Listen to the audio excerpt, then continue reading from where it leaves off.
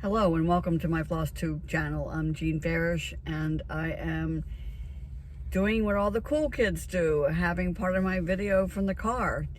Since I'm on a road trip, I figured this would be a good time to do this. And you can see part of my gear in the back of the car. I've already unpacked some of that. And yes, that is a wooden stool lying on the side in the back of my car, which has a purpose. So, what do I need to tell you? I'm on my big trip, month-long trip.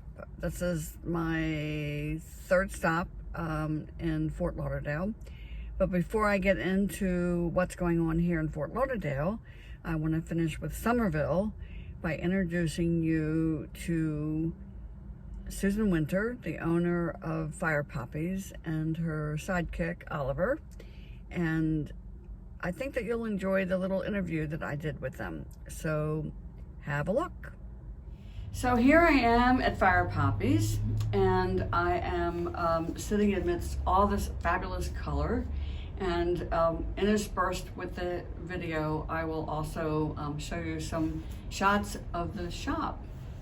So I'm here with Susan and Oliver.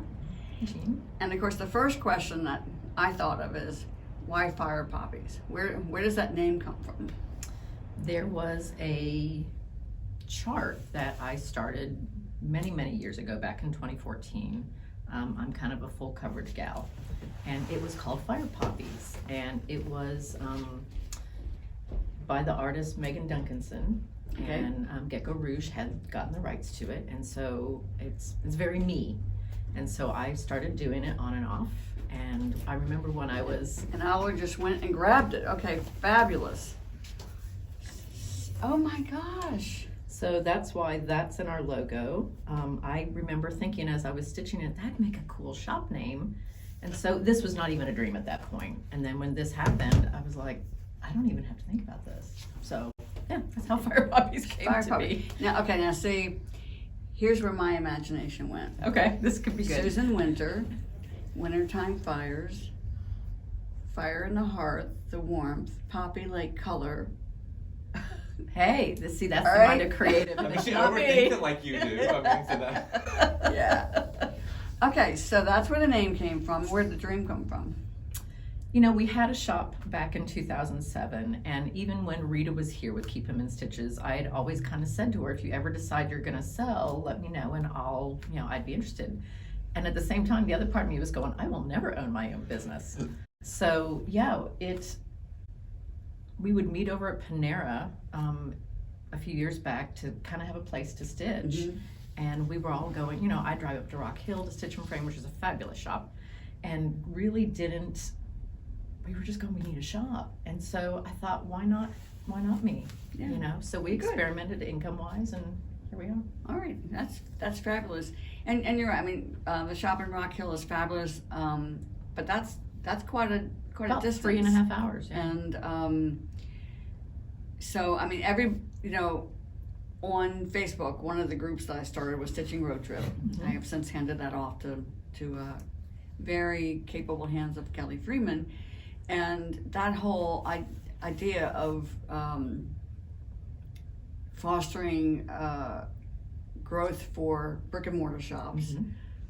Mm-hmm. And of course, during the pandemic, a lot of those brick and mortar shops have found that a good bit of their business is now mail order. Yes. So doing both is fabulous. But it's inevitably somebody will post and say, oh, I don't have a shop near me. I have to drive like 35 minutes to my closest shop. And everybody else is like, oh my gosh, I would love to have a shop that close. Right. I drive 4 hours, or I drive 3.5 hours or whatever.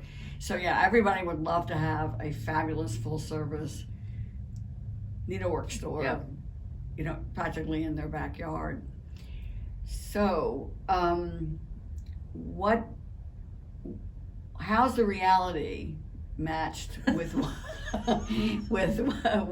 what you thought it was going to be like?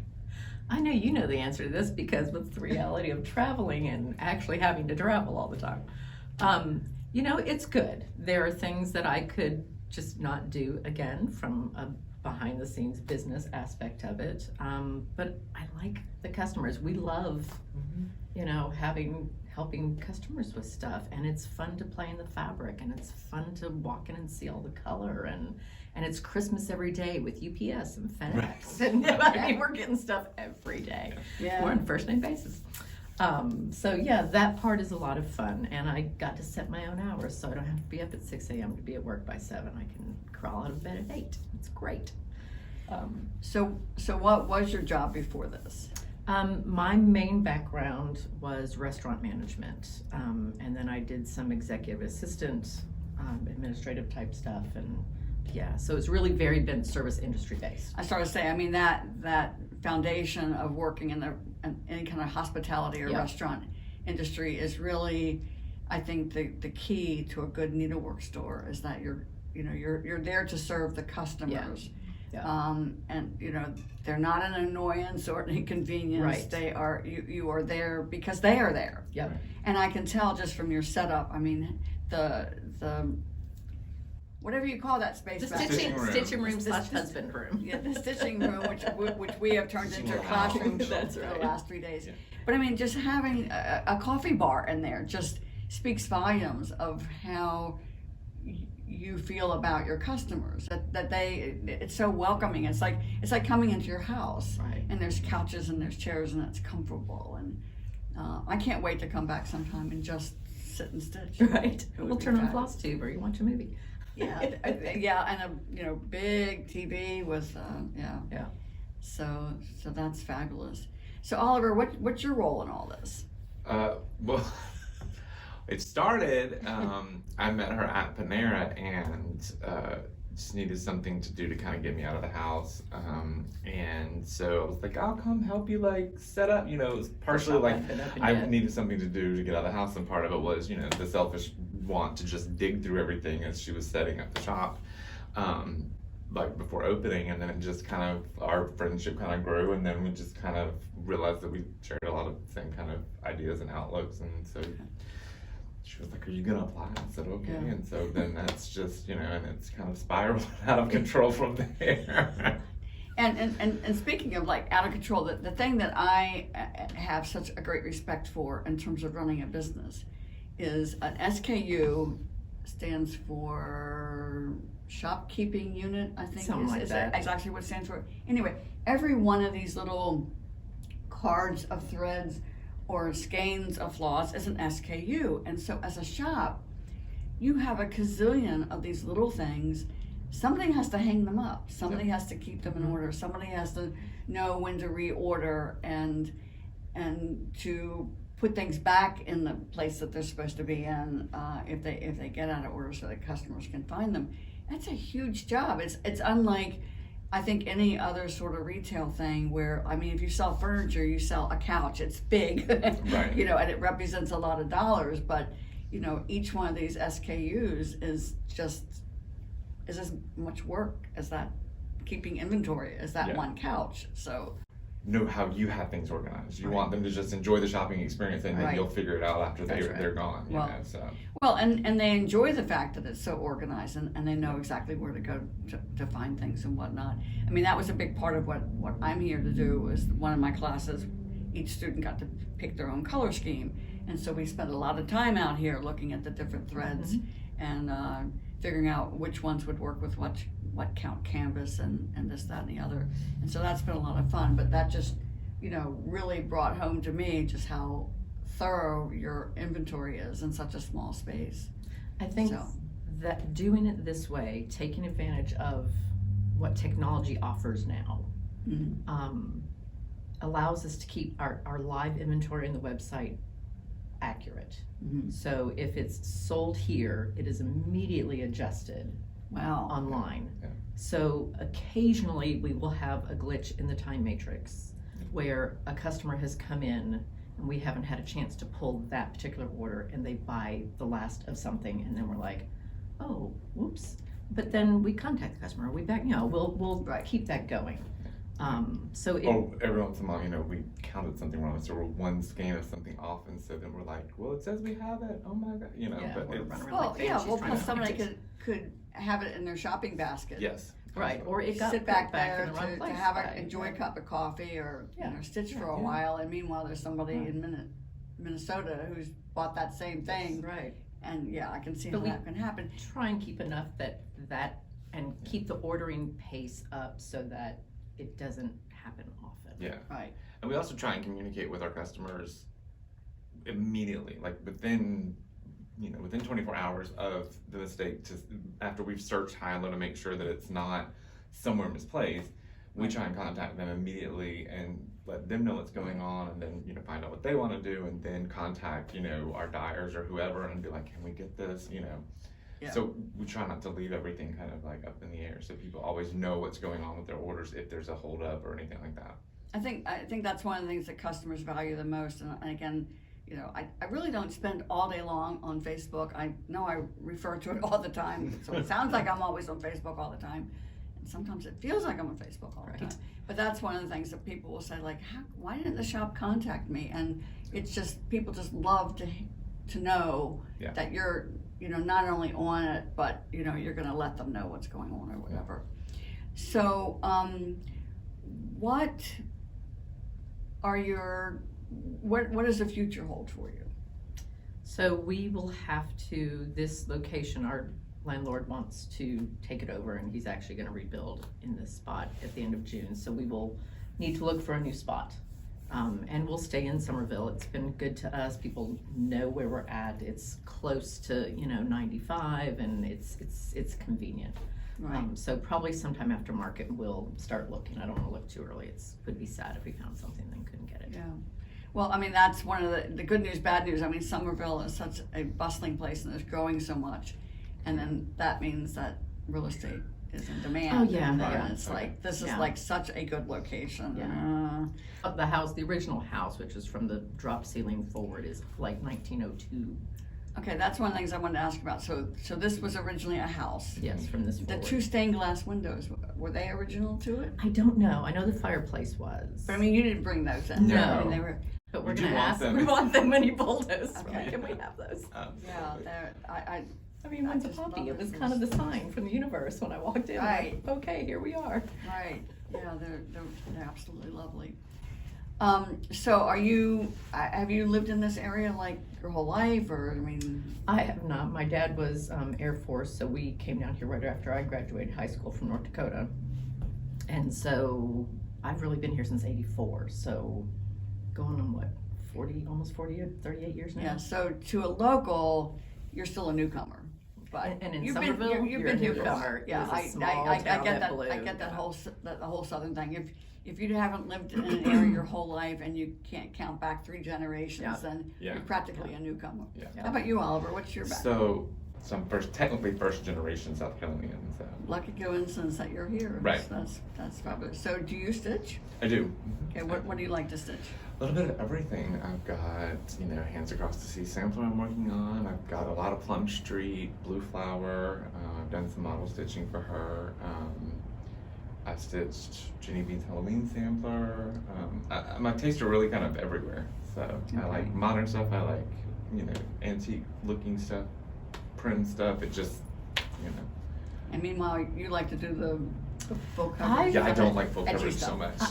I do, and yet over the last probably 5 or 6 years, I've blossomed, especially having the shop, blossomed into other things. Mhm. So I finished Quaker Pumpkins and Grumpy Winter, and did the Yellow Submarine was my first Blackbird, and Yeah. so I've learned to kind of do some smaller projects because the bigger things take so long. Right.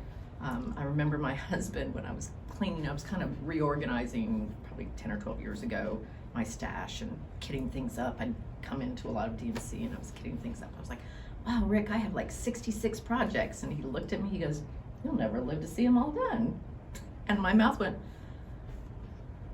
I said, that was not a very nice thing to say. He said, but it's true. Everything takes you like 2 years. And I went, well, now I have to completely rethink how I do things because I tended to be just that.